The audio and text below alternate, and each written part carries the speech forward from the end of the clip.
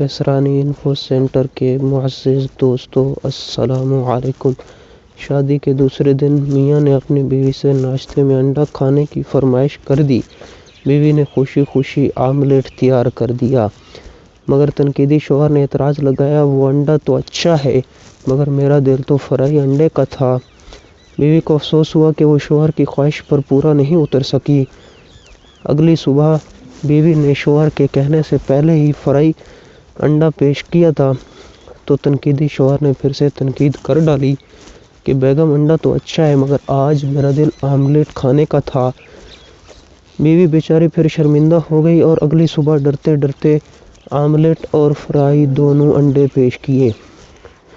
شوہر تو تنقیدی تھا ہی، اس لیے دونوں انڈے غور سے دیکھے اور ناراض ہوتے ہوئے کہا کہ بیگم میری اپنی رائے اور پسند پر تم کبھی نہیں پورا اتر سکتی۔ میری رائے کے مطابق جو انڈا فرائی کرنا تھا وہ تم نے آملیٹ بنا دیا اور جس انڈے کو تم نے آملیٹ بنانا تھا اس کو فرائی کر دیا۔ ہمارے معاشرے میں ایسے بہت سے ذہین لوگ موجود ہوتے ہیں جن کا کام صرف اور صرف تنقید کرنا ہوتا ہے۔